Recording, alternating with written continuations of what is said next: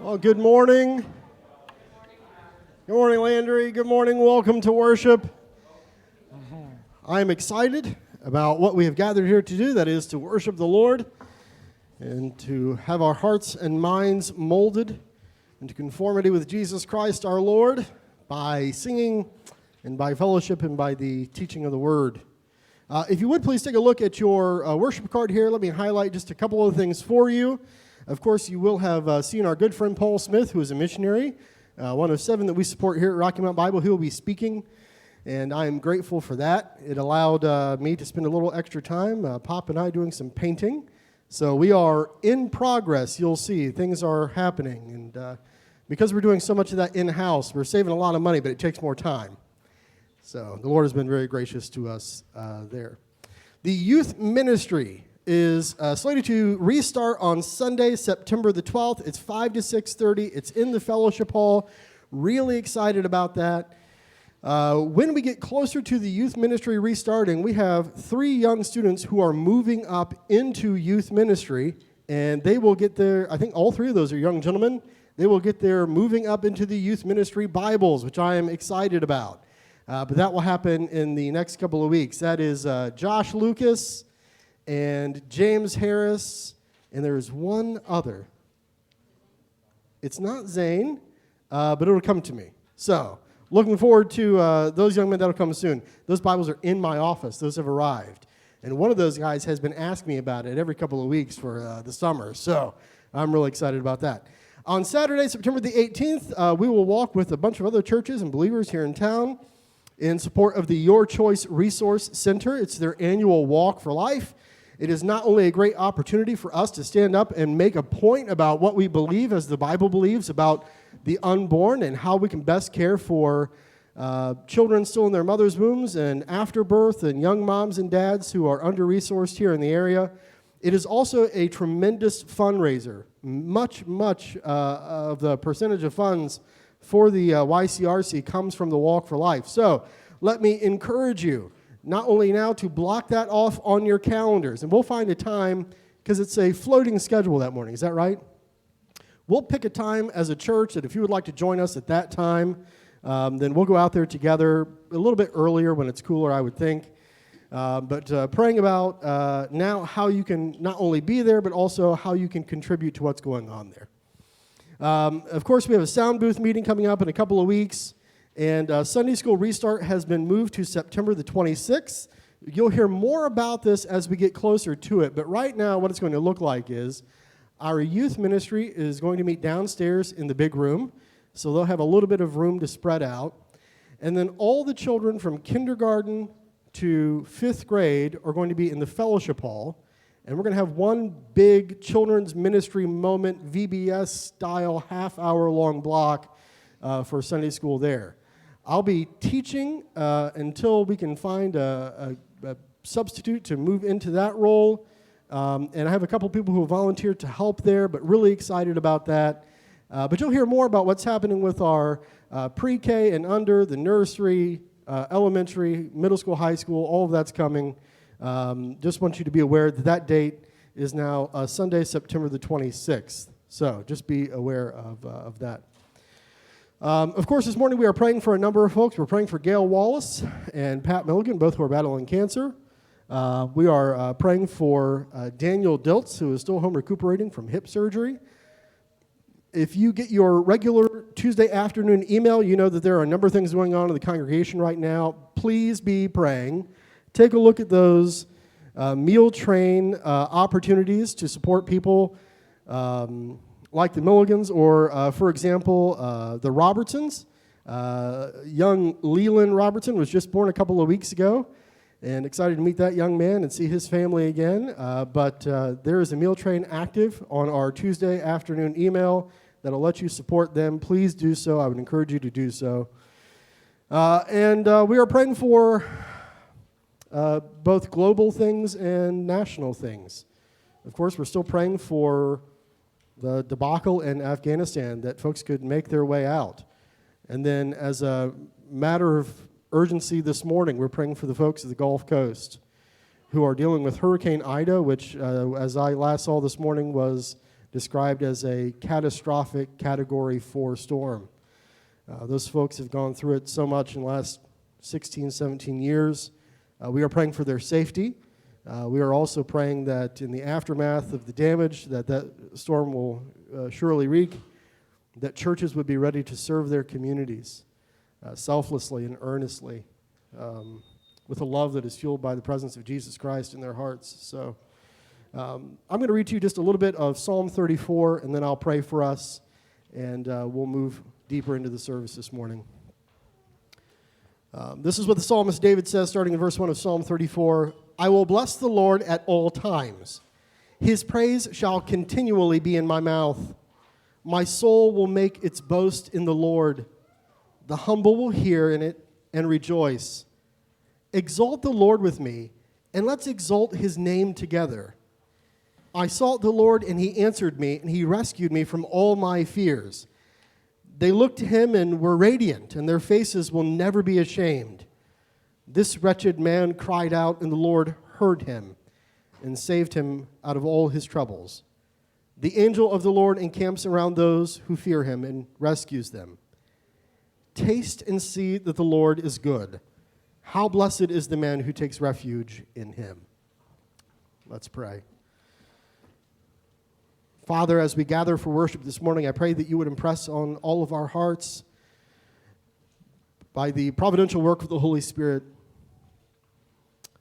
how grave our sin, how wonderful your mercy, how radiant your hope. Help us to sing, to study, to speak, to pray,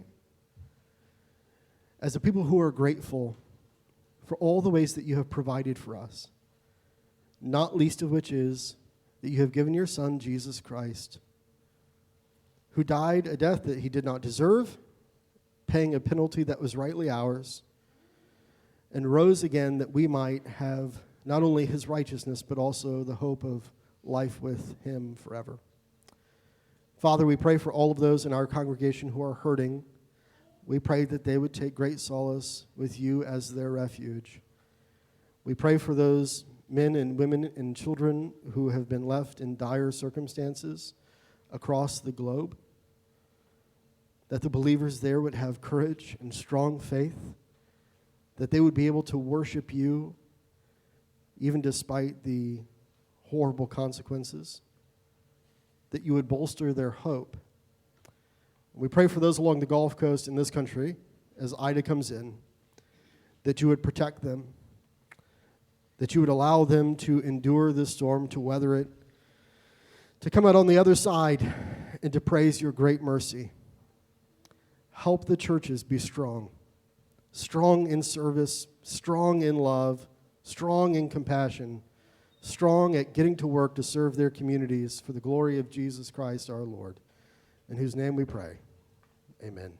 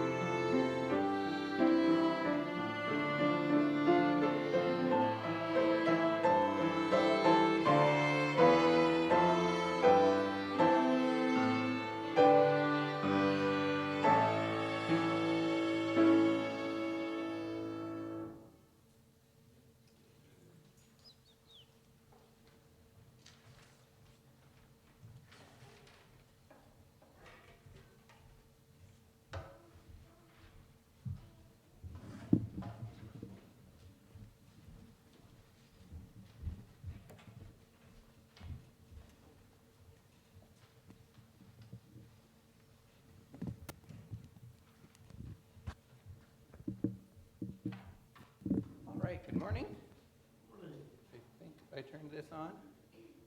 Can you hear me? Okay, good. All right, so this morning we are going to review 4 books of the Bible that we've introduced recently. So if you remember what this picture is about, please raise your hand. Okay, in the back.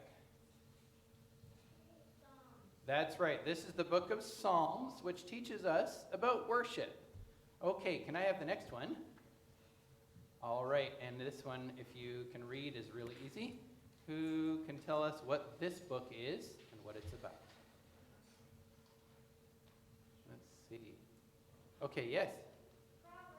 That's right. This is Proverbs, and it is giving us wisdom for living.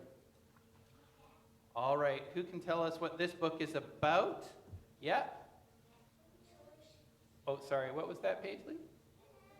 No, not Exodus, but good guess. Okay, Samuel? No, not Exodus. Yes. Ecclesiastes, that's right. Anyone want to tell us what the themed word for Ecclesiastes is? Yes, and Tommy? That's right, nothing. Okay. Okay, now we have one last book that we did last Sunday. Who remembers what this book is? Oh, this one's tricky, isn't it? And it has the weird way to remember it. Grease? Song of Solomon or Song of Solomon. That's right, and this is about love in marriage. Okay, now let's have our big picture question. Let's say it all together. What will happen for all Christians in the future? One day, all Christians will see Jesus in his glory and live with him forever. Okay, very good. And then our verse, Philippians 1:6. And I am sure of this, that he who began a good work in you will bring it to completion at the day of Jesus Christ. Okay, let's have our story.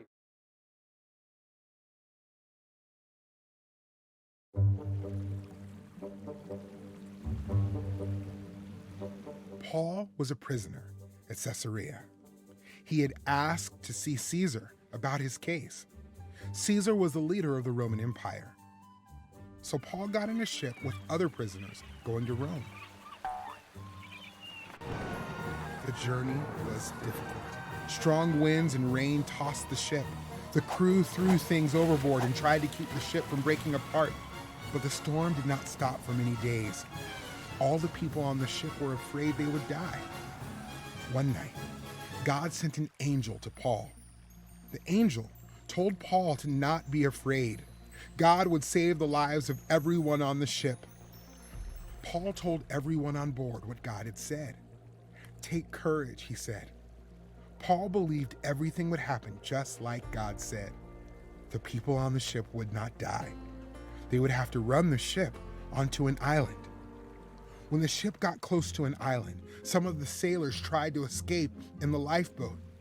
Paul told them they would only be saved if they stayed on the ship.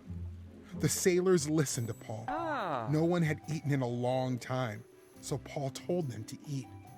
He thanked God and broke the bread, and everyone ate. Then they raised the sails and headed toward the island. When they got close, the ship struck a sandbar and stopped. The waves crashed into the ship, and it began to break into pieces. The soldiers were afraid the prisoners would escape, so some of them wanted to kill the prisoners. But an army officer ordered everyone to swim for shore. Those who could not swim clung to the planks and pieces of the ship. They all made it safely to shore. Paul was right. God saved all of their lives. 3 months later, Paul got into another ship and sailed to Rome. Paul was still a prisoner, but instead of going to jail, Paul was allowed to live by himself in a house. A soldier stayed with him to guard him. People came to Paul's house and listened to him speak about the kingdom of God and about Jesus. Some of the people believed and followed Jesus. Paul trusted God to keep his promise to rescue him from the storm. He encouraged the sailors to trust and obey God too. God calls us to trust in his son Jesus, who died to rescue us from sin and death, and to tell others this good news.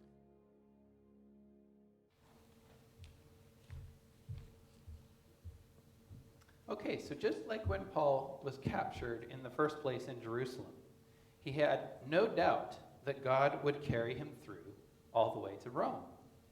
Now, if you think about what it was like on the ship in the middle of the storm, when the wind is blowing and the rain is coming and you're losing control of the ship and you can't see anything around you but water for as far as the eye can see, it would be very, very easy to think that God had forgotten about the ship, that perhaps God had sent the storm because of his anger, and that all the people on board were about to die. Nothing seemed to be going well during the storm. And so you see that the sailors, some of them try to sneak off in a lifeboat by themselves, and it's only because Paul said that if you stay on the ship, you'll be safe, but nowhere else, that they didn't leave. That tells you something about how scared experienced sailors were during this storm. And so Paul trusted God to rescue him. That's easy to say, but hard to imagine that you could be so confident that God would fulfill his promise. Paul knew that God had delivered him in the past, and he knew that that God would do the same thing again. So you see, even when we can't see how it is that God is going to work in our own situations when we are going through trials, we can learn from this story that God always does work in our situations. You can trust God to fulfill his promises because he does it every time. Oh, thanks, Duncan, for those reminders. We heard last week that imitation is not the greatest form of flattery, but of obedience. And Christ is our ultimate example of that obedience and our example of walking in love. So let's stand now and praise him for being our example.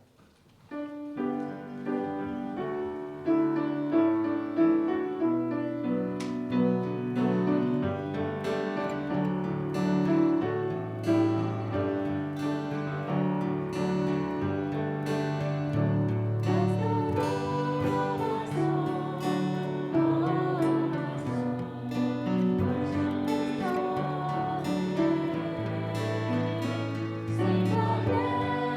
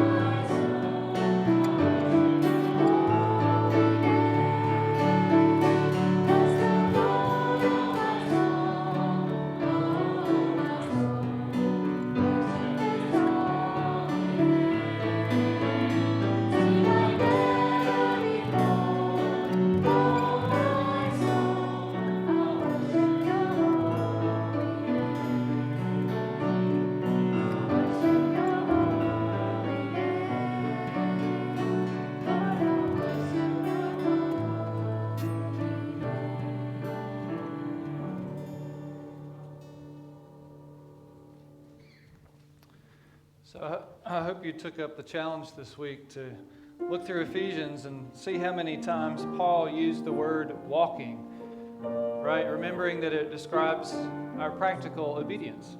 So our next song begins by reminding us that we were made to walk in Christ.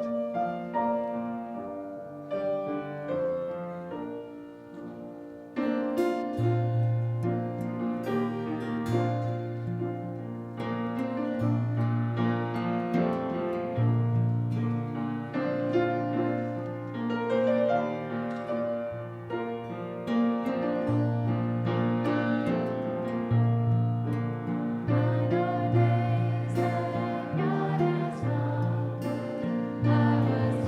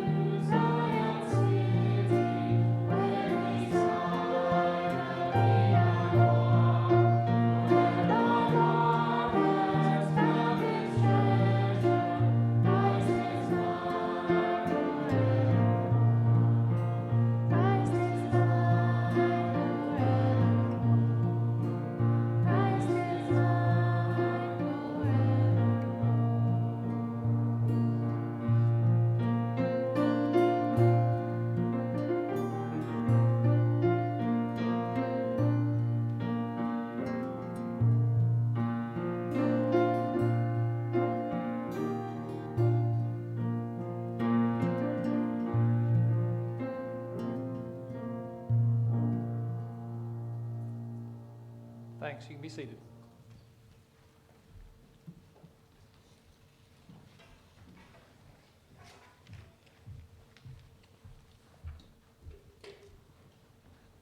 Dr. Paul Smith, for those in the room and those joining us online, is with us this morning, a graduate of Dallas Theological Seminary and having been awarded his PhD from the University of Toronto.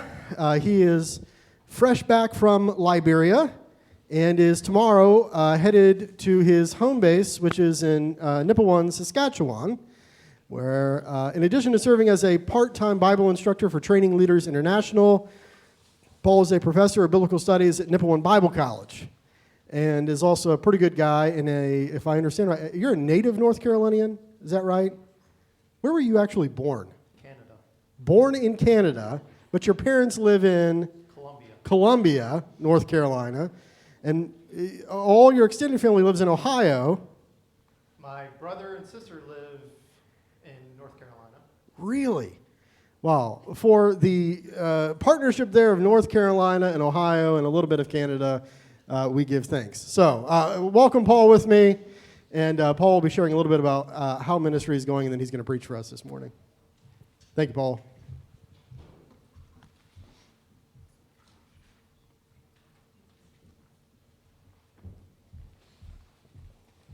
Pastor Chris is a little bit worried. He's afraid that I won't make him look good, but don't worry.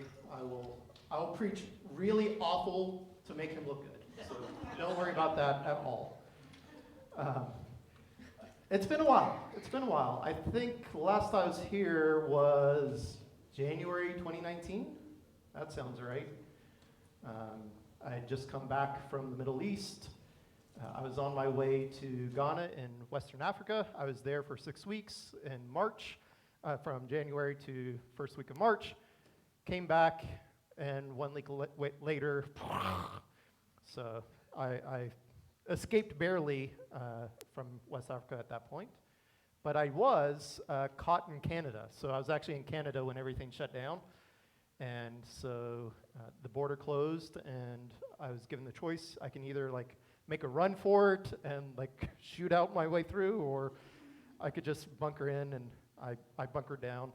So for those who are not aware, because of the travel restrictions we've had over the past year or so, I moved to part-time missionary, and then the other part teaching. I am now the academic dean of a school in Canada, but that's basically, I signed a year contract. So I signed a 1-year contract, and then when that ended, I signed another year contract for this upcoming academic year. And again, mostly that's just because with all the regulations, that's the polite way to put it, all the regulations that we are now in, it's just making it difficult to be a full-time traveler like I was earlier. So I'm part-time. But part-time, I still got, this summer, I taught 4 different courses overseas, which is not that much less than what I taught when I could travel all the time. So just what I would normally spend a year teaching, I've just compressed down. So just got back from Liberia in West Africa. I was there I left the United States on August 1st. So I was there from August 1st until this past week. So not quite the entire month, but most of the month, teaching 3 courses, 2 of them at a seminary that is there in Liberia, and then the other one I was teaching was at a bachelor's level program. It was, as you can imagine, it's pretty rough traveling right now. What made it even more rough is that FedEx lost my American passport. And they lost my American passport, and I found that out, say, a week and a half before I was scheduled to leave, and I was like, man, where's my passport? It's been a while. They've had it for a while. And sure enough, of course, they didn't give me any tracking number, but because I paid for it, I was able to search through my billing and stuff and found my tracking number, and I noticed for the first time that it's been sitting in Greensboro for 4 weeks by that point. And so I contact them, and I'm like, hey, you have my passport? And they're like, tough luck. So they eventually sent me a $100 check. And then they were like, that's all, we're done. that's all you got out of us. So for about a week before I was scheduled to leave, I was trying to figure out what's the alternative here. And so fortunately, I had a Canadian passport as well. And so I decided I'd travel on my Canadian passport. Well, the downside of that is I still need a visa. I can't enter the country without a visa. And so I was like, oh, there's no way I can get a visa in 1 week. That ain't happening. If you know how the government works, you know that ain't happening. Well, fortunately for me, the person who runs the school in Liberia, he used to work for the Carter Foundation, which is, the President Carter Foundation. He is so closely tied in with the government in Liberia.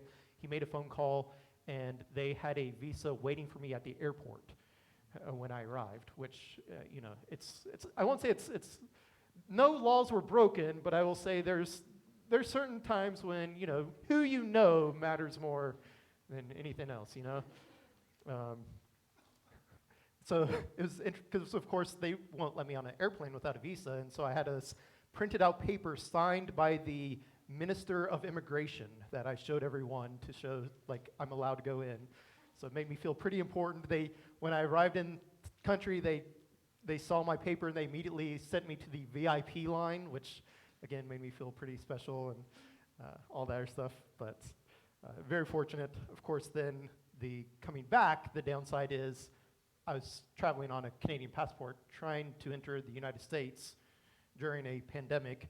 And by the way, the U.S. is not allowing any non-citizen to enter into the U.S. if they transit through France. So I was in France for like 6 hours, and that was enough for them to be like, no, if you're not a citizen, you can't enter in. So I had like a whole stack, my life story of paperwork carried with me. And I'm glad I had 3 different forms of identification to prove my American citizenship, and I needed all 3. It was, yeah. It's interesting times we live in. If you'd like to turn to Exodus chapter 4,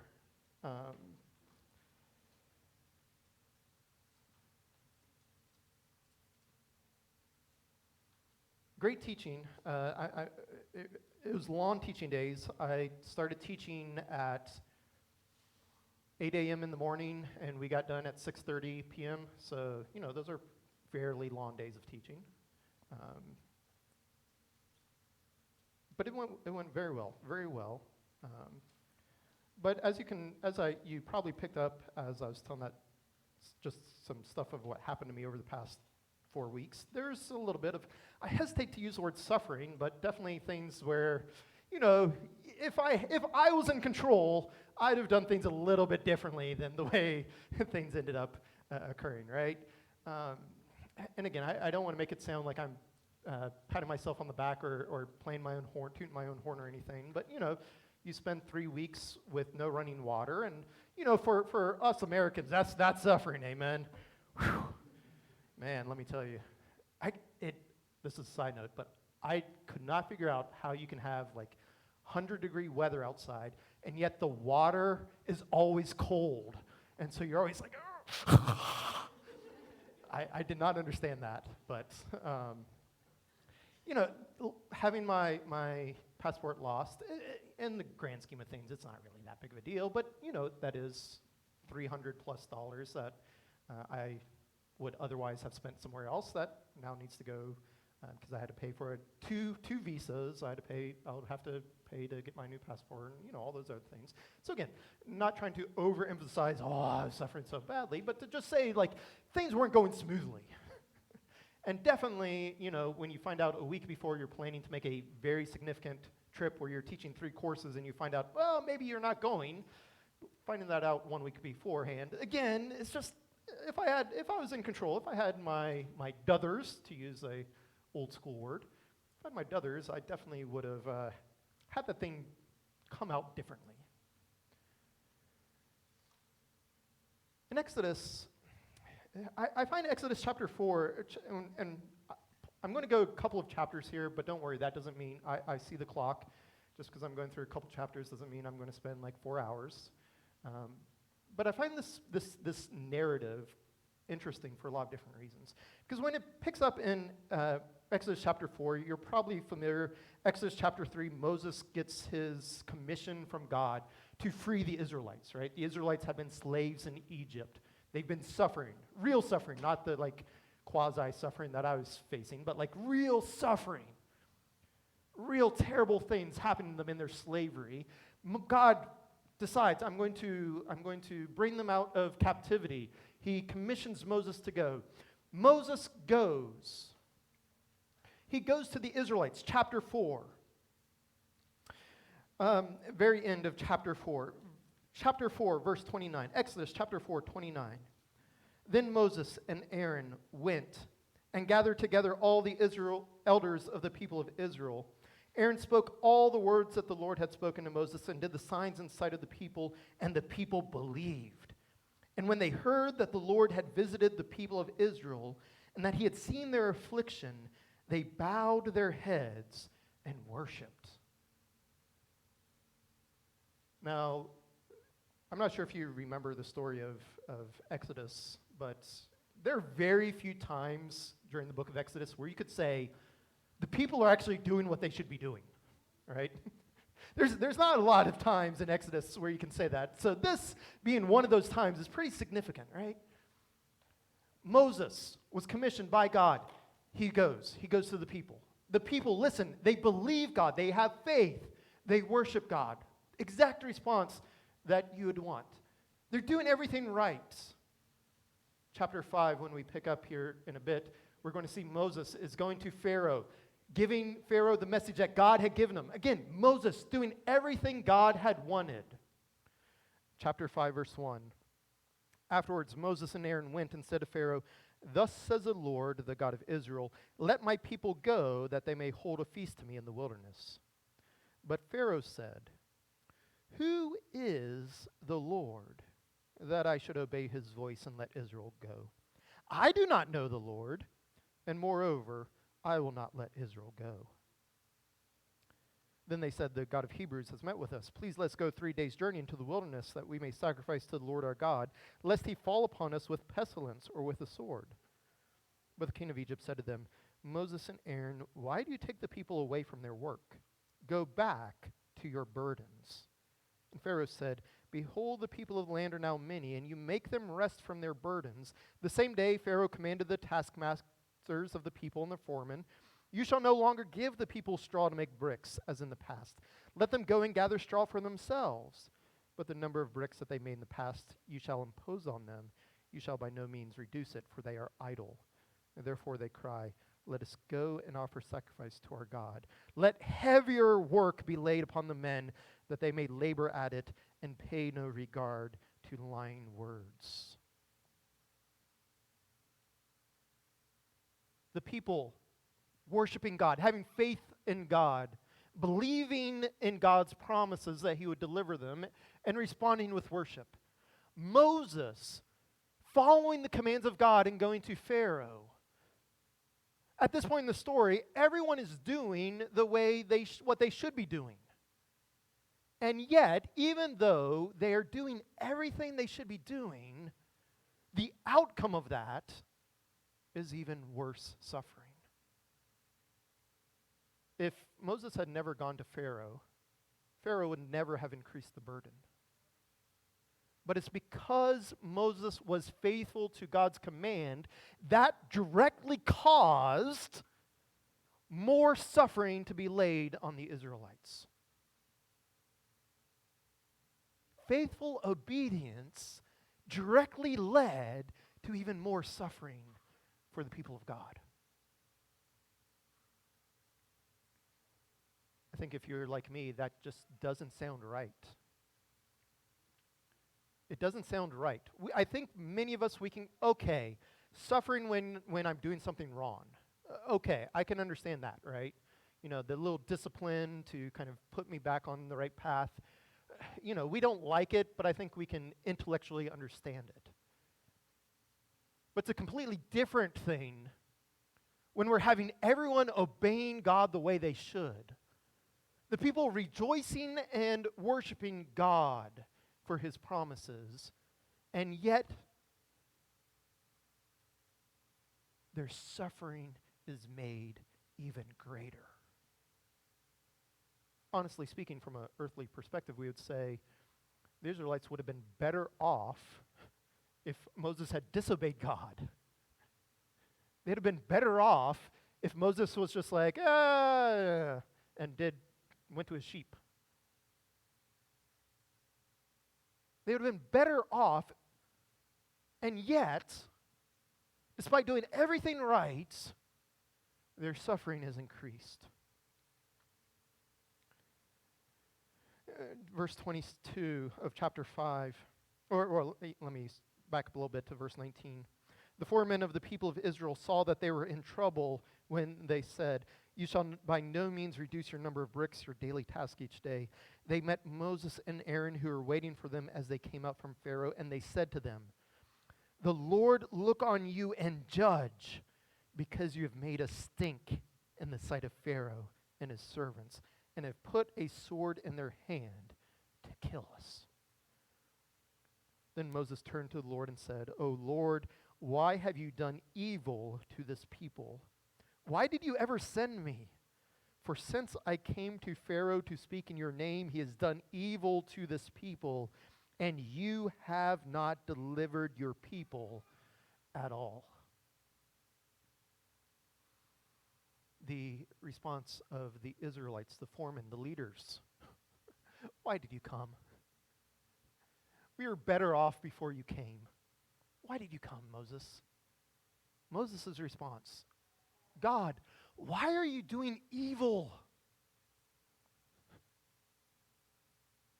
We were suffering before," right?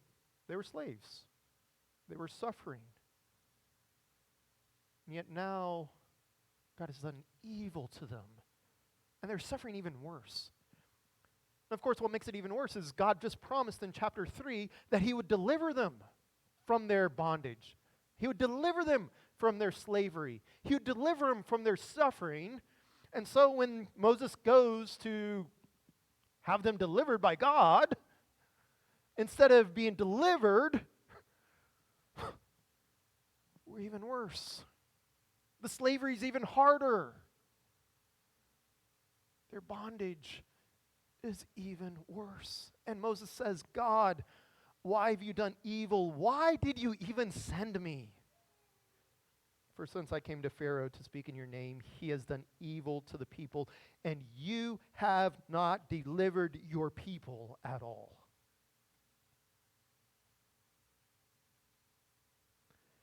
Many of us are in the situation of suffering.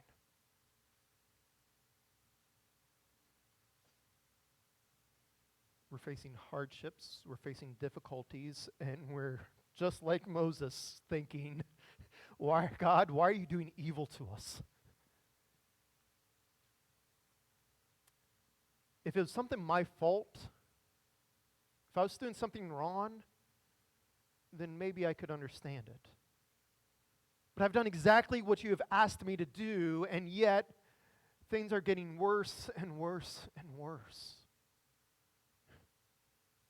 You said that you would deliver us. You made these promises to us, and we believed them. We worshiped you for them. We rejoiced, confident that you would fulfill your promises. But not only have you not fulfilled your promises, but we're in a worse than we were before. There's real suffering happening. I think sometimes when we come to suffering in the Bible, the tendency is to minimize, right? Well, it wasn't that bad. Right? You know, it wasn't really that bad. This was bad. I don't see anywhere in Scripture, and I'm sure one of you Bible scholars could point out one, and I'll give you one just for freebie. But I can't think of anywhere in Scripture where suffering is minimized, where God says to someone, oh, that's not that bad. Quit being a little girl, and yes, I intentionally used that gender language, right? Man up, bite down, grit your teeth, and power through it. Why are you complaining? Nowhere does the Bible minimize suffering as if it's not really suffering. This is suffering. This is hardship. This is a legitimate complaint. You know, sometimes we complain and we don't really have reason to complain. This is a legitimate complaint. God, we obeyed you, and yet this evil has come upon us. Why? You promised to deliver us, but we're not being delivered. Why? Are you not faithful to your promises? Do you not care that we're suffering?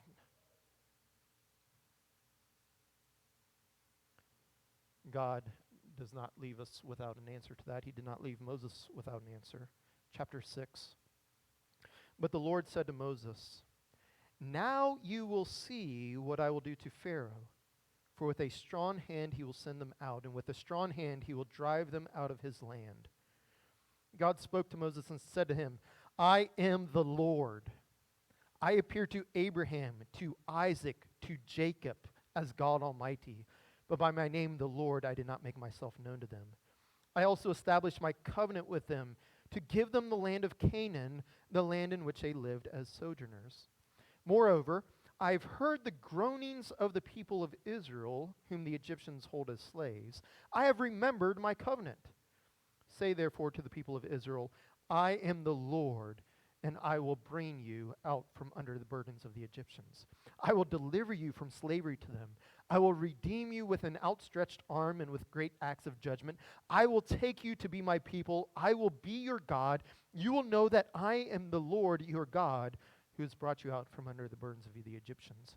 I will bring you out into the land that I swore to give to Abraham, to Isaac, to Jacob. I will give it to you for a possession. I am the Lord."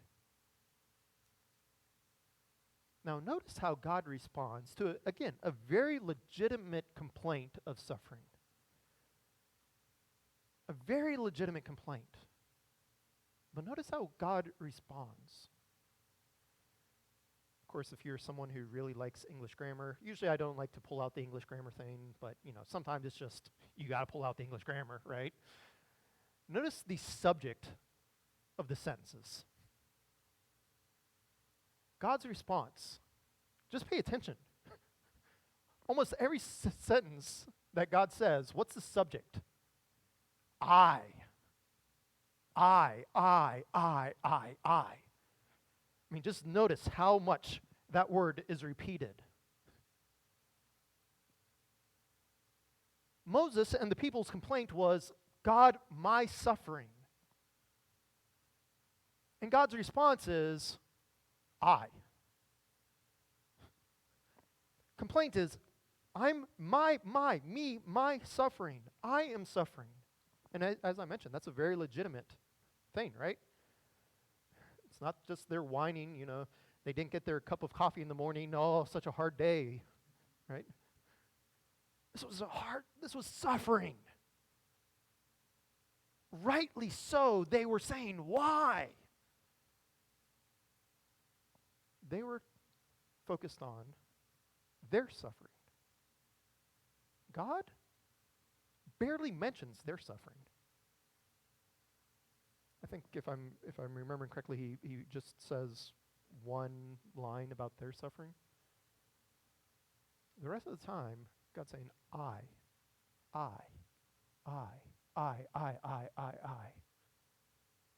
Notice how he's shifting their attention. The people who are focused on their suffering. And God is not denying their suffering, right? Again, he's not saying, oh, you wusses, when I was your age, I used to walk 6 miles to school in the snow, uphill both ways. So what are you complaining about? Just rub some dirt on it, right? God's not minimizing. He's not dismissing their suffering. He's not minimizing or dismissing their complaints. But instead, he's refocusing their attention. Refocusing their attention to him. I am the Lord. Or even before that, the first thing he says, now you will see what I will do to Pharaoh. For with a strong hand, he will send them out, and with a strong hand, he will drive them out of his land. And you think, well, wait a minute, God, why are you starting there? Because you're not even mentioning sufferings, you're just saying what you'll do. Well, maybe you forgot.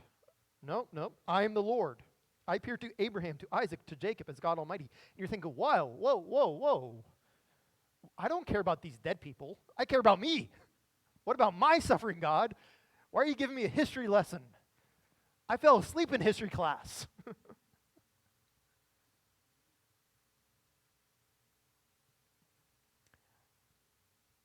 I also established my covenant with them to give them a land of Canaan, the land in which they lived as sojourners. It's very interesting here that God is drawing attention to something that actually earlier on in Exodus chapter 2, is the same exact thing. I'm just going to kind of do a short thing, side, and then come back to my main point. And that is Exodus 1 talks about the suffering of the people, Moses and all that other stuff. Again, see how I'm dismissing all that suffering as that other stuff, right? The great suffering of chapter 1. Chapter 2, you start to see God for the first time, comes up in chapter 2. And the introduction to God in chapter 2 is in chapter 2, verse 23. During those many days, the king of Egypt died. The people of Israel groaned because of their slavery and cried out for help. Their cry for rescue from slavery came up to God, and God heard their groaning, and God remembered his covenant with Abraham, with Isaac, with Jacob. God saw the people of Israel, and God knew. Right? Which again, this is just a side point, but it fits, I think, with the main point that I'm making, which is the suffering isn't what caused God to act. In chapter 2, when God's finally moving, he's not really moving because of the people's cry. He's not really moving because of their suffering, though, as it says, he does hear that. But he says God moved because he remembered his promise to Abraham, to Isaac, to Jacob. And his promise is what caused him to move. Which again, I feel like when I'm up here, I almost want to be like, well, I say that, but then let me actually say it's because of his suffering, and he had compassion upon them, and he loved them, and that's what caused them to move. And believe me, I really want to say that. And if I could figure out some way to make the text say that, I would definitely do that right now and make the text say that. But the text is saying, no, God's moving because he remembered his promises. And now I'm coming back to my main point here, because in chapter 6, we're seeing the exact same thing. I am the Lord. I appeared to Abraham, to Isaac, to Jacob. I have established my covenant with them to give them the land of Canaan. What's he doing? He's reminding the people of his promises and saying, I'm a God who acts to fulfill my promises.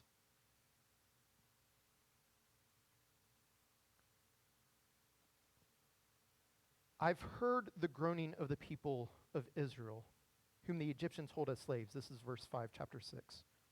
And I have remembered my covenant. Again, that language is, I think, very intentional. He's not saying, I've heard the groaning of the people of Israel, whom the Egyptians hold as slaves, and I moved with compassion, and I love them, and I don't like to see suffering, so I'm going to deliver them. That's not what he says. He says, I've heard their groaning, and I remembered my promise. Of course, clearly I'm not saying that God doesn't love his people, right? I'm not saying that. But what I'm saying is it's very interesting when God's giving his own motivations, what he's telling us his motivations are.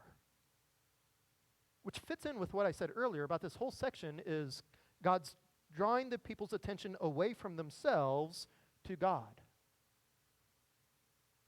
And if God was acting based off the people's situations, then he couldn't shift their attention, right? Because God would be doing exactly what they're doing.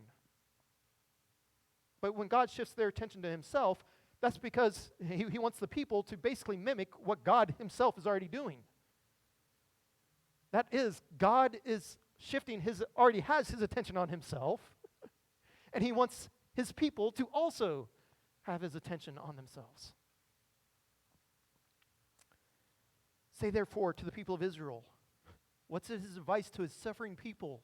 What message does he want his suffering people to hear? Verse 6, chapter 6. Say therefore to the people of Israel, I am the Lord, and I will bring you from under the burden of the Egyptians. I will deliver you from slavery to them.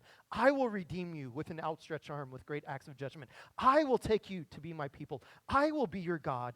You will know that I am the Lord your God, who has brought you from under the burdens of the Egyptians. I will bring you into the land that I swore to give to Abraham, to Isaac, to Jacob. I will give it to you for a possession. I am the Lord.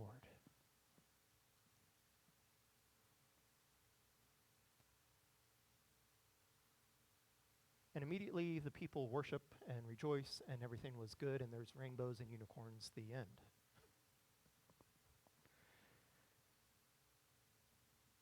Verse 9, Moses spoke thus to the people of Israel, but they did not listen to Moses because of their broken spirit and harsh slavery.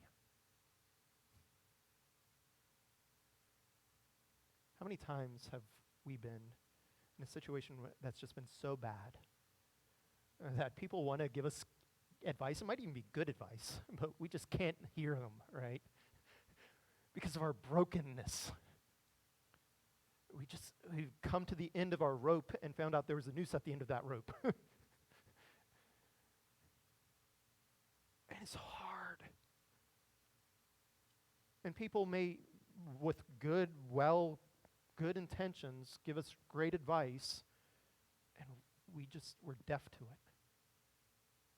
We can't hear it because of our broken spirit and the harsh situation that we're in.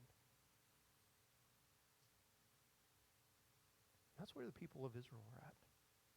God who tries to shift their attention to him, but the people don't listen. Why? Because they're so focused on themselves. Again, in a very understandable way. In a very understandable way. Because of their suffering, their harshness, they had a little bit of hope, but that was broken by Pharaoh, who made their harshness even worse. And now that little candlelight of hope has been snuffed out. And they cannot listen because of their broken spirit and harsh slavery. So the Lord said to Moses, verse 11, go in, tell Pharaoh, king of Egypt, to let my people of Israel go out of the land. Moses said to the Lord, behold, the people of Israel have not listened to me. How then will Pharaoh listen to me? For I am of uncircumcised lips. Again, very understandable here, right? Last time Moses went to Pharaoh, obeying the commands of God, didn't quite work out the way he thought it would. It became even worse than it was before. And now Moses is saying, if your own people won't even listen to me, how in the world is Pharaoh going to listen to me? But the Lord spoke to Moses and Aaron and gave them a charge about the people of Israel and about Pharaoh, king of Egypt, to bring the people of Israel out of the land of Egypt. And then there's a genealogy, and I want to pick up in chapter 7. Chapter 7, verse 1. The Lord said to Moses, see, I have made you like God to Pharaoh, and your brother Aaron shall be your prophet. You will speak all that I command you, and your brother Aaron shall tell Pharaoh to let the people of Israel go out of the land. Whew. Finally, right? Finally, he's going to start doing some stuff, right? We're slightly worried about the last time he went before Pharaoh, and Pharaoh's like, who's God that I should listen to him? You're just complaining because you're so lazy. Let me give you more work. But now God's going to be doing stuff. God's going to make Moses like God before Pharaoh. This is some good stuff that's going to happen now. Finally, right? Verse 3. But I will harden Pharaoh's heart, and though I multiply my signs and wonders in the land of Egypt, Pharaoh will not listen to you. What? God, why are you making Moses like God before Pharaoh, only to say, and then I'm going to harden Pharaoh's heart so he won't listen to you? What is going on here? Pharaoh will not listen to you. Then I will lay my hand on Egypt and bring my host, my people, the children of Israel, out of the land of Egypt by great acts of judgment. The Egyptians will know that I am the Lord when I stretch out my hand against Egypt and bring the people of Israel among them.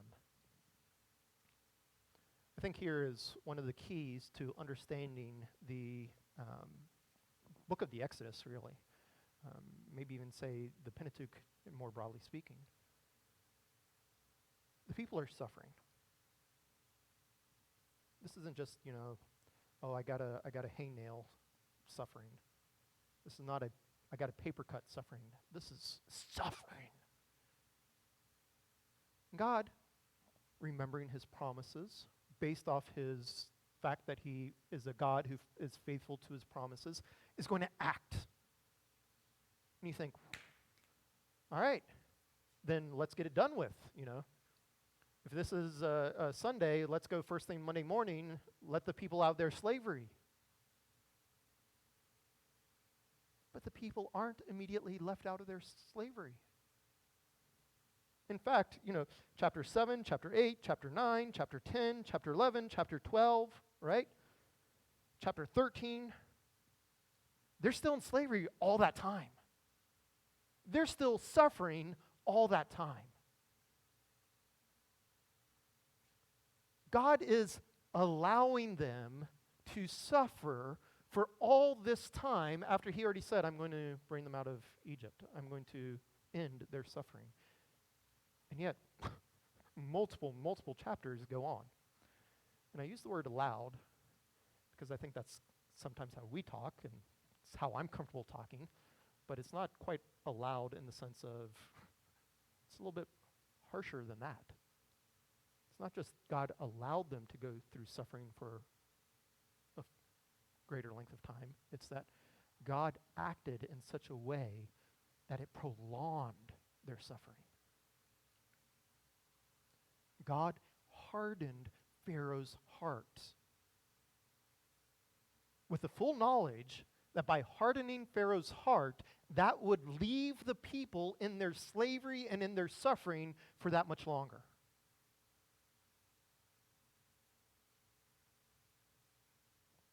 These are, one of those passages where if I was writing the Bible, I would, shift some things around to make it fit a little bit better the way I think our theology should go. And so, this isn't me like taking great delight in this fact. This is me saying, if there's any way I could get around it, I'm a pretty clever person, and I'd find a way to get around it if I could get around it. But God is intentionally acting in such a way that the suffering of his people is prolonged. Not in an allowed way of God just merely allowed that suffering to happen, but in an active way, God's causing, I think I can even use that language, God causing the people to suffer longer because he hardened Pharaoh's heart.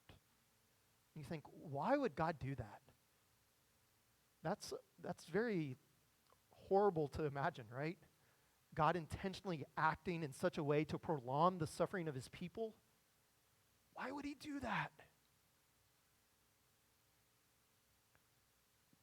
Remember when Moses first goes to Pharaoh. Moses goes to Pharaoh. He says, the Lord says, let my people go. How does Pharaoh respond? Who is the Lord that I should listen to him or obey him? Who is the Lord? That was Pharaoh's question. Notice chapter 7. Pharaoh will not listen to you. Then I will, verse 4. Pharaoh will not listen to you. Then I will lay my hand on Egypt and bring my host, my people, the children of Israel, out of the land of Egypt by great acts of judgment. Verse 5. The Egyptians will know that I am the Lord when I stretch out my hand against Egypt and bring out the people of Israel from among them. From chapter 7 onward to really chapter 14, we could say, so in the next 7 chapters, the motivation of everything that occurs in those chapters is God wanting the Egyptians to know who is the Lord. It's not the first, but it's one of the first missionary activities in the Bible. Again, it's not the first. We'd probably go to maybe Genesis 12 to get that. But this is one of the first times where God is displaying a desire and an interest for those who are not his people to know who he is. And God is willing to allow his people to suffer horrible things in order that his mission purpose be fulfilled, so that the Egyptians would know that he is the Lord.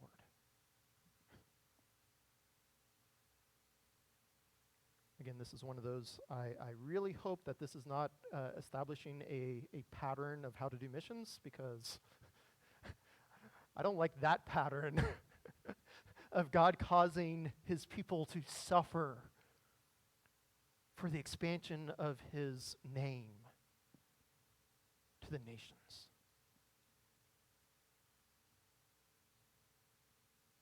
And then as you kind of go through the plagues, not every plague, but most of the plagues, we see some repetition happening, right? So just, this is just kind of for an example here.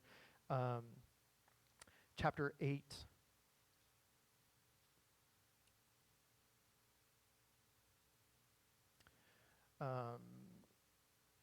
Again, I'm just using some examples here. So like chapter 8, verse 19. Then the magician said to Pharaoh, "This is the finger of God." That's interesting, right? The magicians are starting to say, this is who God is, right? Pharaoh, you asked, who is the Lord that I should listen to him or obey him? Now the magicians are the ones who are saying, this is the finger of God, right?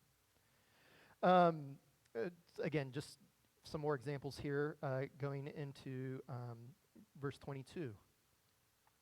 But on that day, I will set apart the land of Goshen where my people dwell, so that no swarms of flies will be there, and you may know that I am the Lord in the midst of the earth. Right? Again, I could give you example, but example after example after example, it's the God is telling us exactly why he's doing what he's doing. And he's telling it for a mission purpose, so that the people of Israel, yes, certainly, but also that the people of Egypt will know who God is. Again, just using some as examples here, chapter 10. Chapter 10, verse 1. Lord said to Moses, "Go into Pharaoh, for I have hardened his heart and the heart of his servants, so that I may show these signs of mine among them, and that you may tell in the hearing of your son and your grandson how I've dealt harshly with the Egyptians, what signs I have done among them, so that you may know that I am the Lord."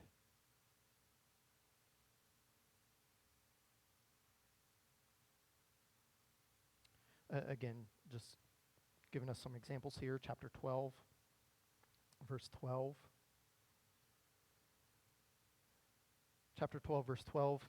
For I will pass through the land of Egypt that night, and I will strike all the firstborn in the land of Egypt, both man and beast. On all the gods of Egypt I will execute judgment. I am the Lord. Right? Again, this missionary purpose. Egyptians, you're serving all these other gods, but I am executing judgment on the gods. Why? So that you may know I, the Lord, am not like those gods that you serve, but I am the Lord. And so, to kind of bring me back to my point here, and so, God is acting, prolonging the suffering of his people because he has a greater purpose.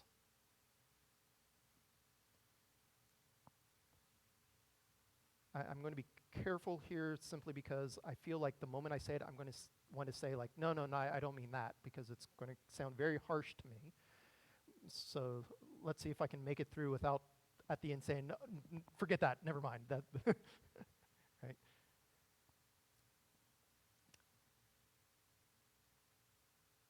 God didn't care about his people's suffering, by which I mean that's not his motivation. If that was his motivation, he would have ended the suffering way back in chapter 5. But he lets the people's suffering be prolonged for roughly 9 chapters, longer than it needed to be. Why? Because he had a greater purpose.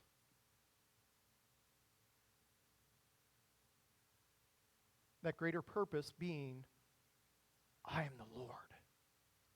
And I want all of Israel and all of Egypt to know who I am.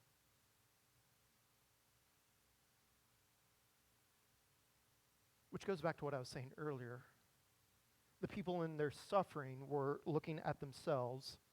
And if God also was looking at them and prioritizing them and holding their suffering up as the greatest horror of all things, then he would be doing exactly what the Israelites were doing. And so my advice at the end of this would just be, well, let's wallow in our suffering.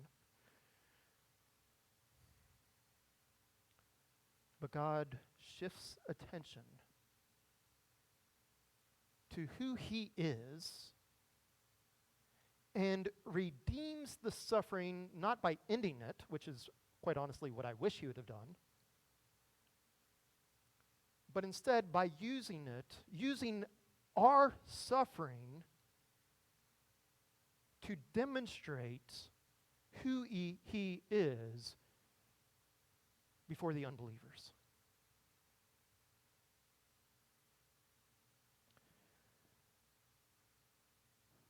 Are we using our suffering as a way to proclaim God's name among the unbelievers, among the nations, among those who are like the Egyptians saying, "Who is the Lord?"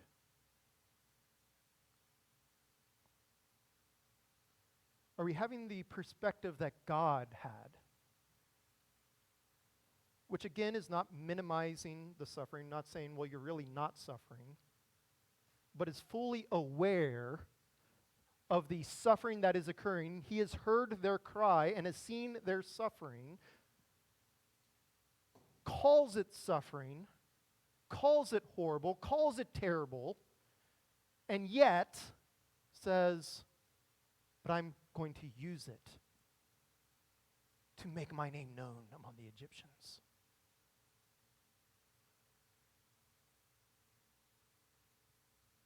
Some of us are going through suffering right now.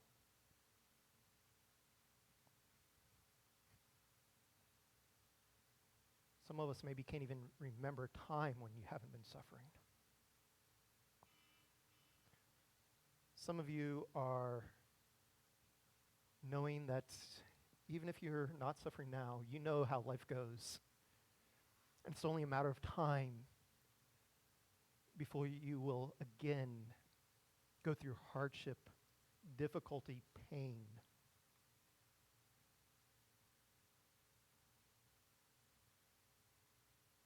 What's our response to that?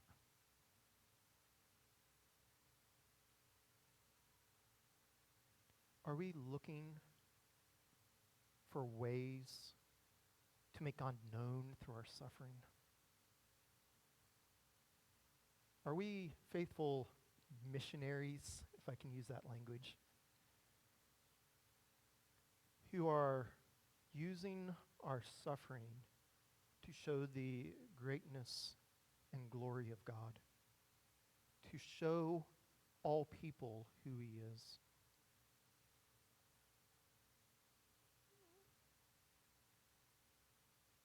Or are we like the Israelites who have been so broken by our suffering that we can't even lift our eyes up? So beaten down that we can't even look up.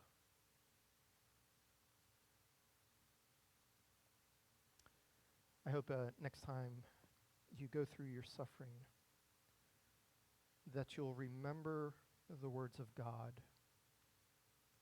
focusing on who He is, what He has done, what He has promised, and looking for ways to let others see who God is. Who is the Lord? With a mighty arm, I will show all of Egypt.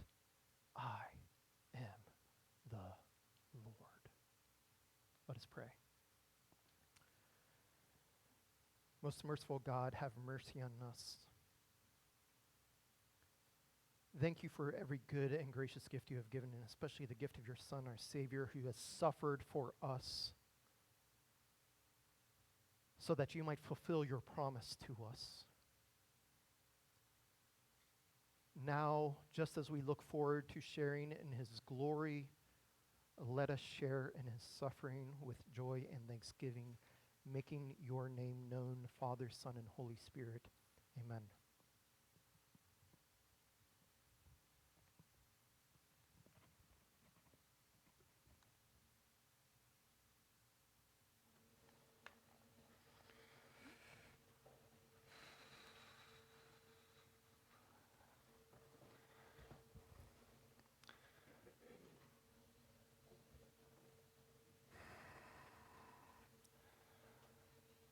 So thank you, Paul, for the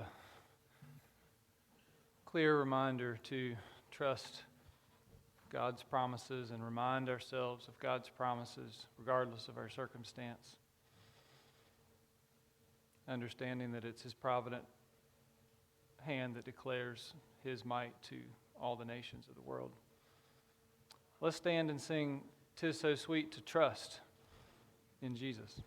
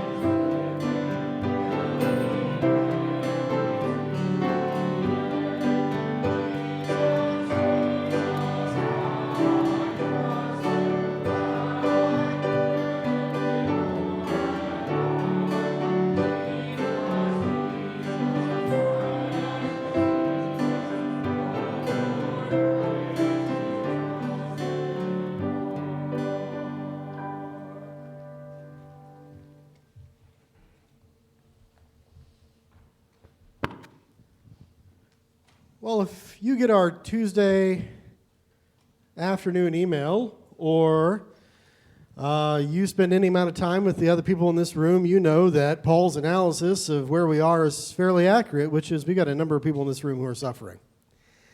Some more lightly than others, some intensely so. And we have maintained that what we exist for here is to proclaim God's glory and His maybe most glorious act, His work through the Son, Jesus Christ. How we respond to our suffering will not only emit a message to the people in this room, but also to the greater community here in Rocky Mount. So let us go out in sobering reminder of how the Lord has worked through His Word. And let the Spirit use this Word to guide us in the days to come. Take care of each other. Check your email so you know what's going on. And if you have a question about how somebody's doing, you can ask me, or even better, you can ask them. All right. Father, lead us out. Courageous, faithful, obedient. Emboldening our trust that you will keep your promises. In Jesus' name, amen.